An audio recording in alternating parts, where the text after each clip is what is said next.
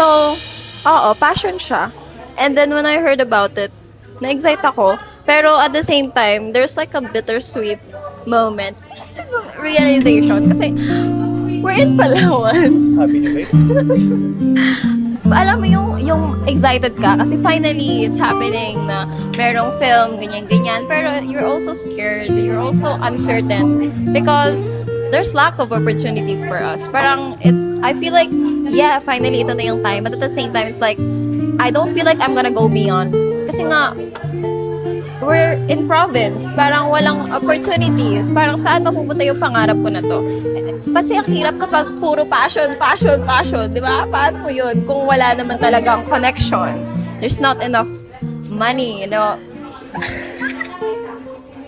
So that's what I was scared of for having this dream actually. So I tried to look for something more practical.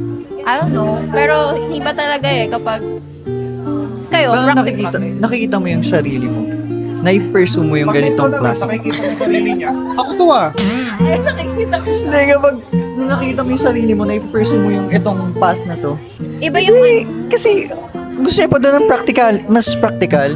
Kaya nga, kung ako tatanungin, sabi ko, bukod sa may notion sa program natin minsan, di ba? Pero para sa akin, ang tingin ko sa mga kumukuha ng multimedia at ng com, matatapang. Hindi sila com lang.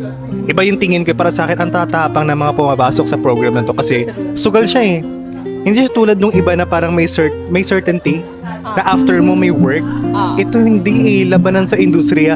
Paano mag-penetrate sa iba't ibang klase ng industriya na may mga nauna na? At yung mga papasukin nating industriya, may hierarchy eh. Kaya somehow mahirap siya. Kaya nga ang tatapang ng mga pumapasok sa media industry. At yun din yung tinatry natin na papasukin natin. Kaya ang tapang din natin somehow na mag-explore. At minsan dumarating din tayo sa phase na parang, yun nga, yung practicality, tinitimbang mo na, dito pa ba ako? Imagine, third year or fourth year or patapos ka na ng program, yun pa rin yung tanong mo, para dito ba ako? Kasi very uncertain, lalo na kung yung bato na opportunity ay hindi sa lugar nyo. Kasi kung media lang, ang center ng media entertainment, Manila eh. So doon mo agad hahanapin, anong lugar ko dito? So may hirap talaga at yun yung laging nasa isip namin. Kaya para sa akin, laging ang tatapang ng mga tao na kumukuha nito. Specifically dito sa mga nakikita ko sa Palawan, kami mga estudyante. Pero nandun pa rin tayo na hoping na kung di kami sigurado, kaming gagawa ng daan para maging sigurado kami. Kaya ginagawa natin to. Kaya doon ginagawa natin ng paraan na kung hindi man para dito, gagawa tayo ng paraan na dito tayo.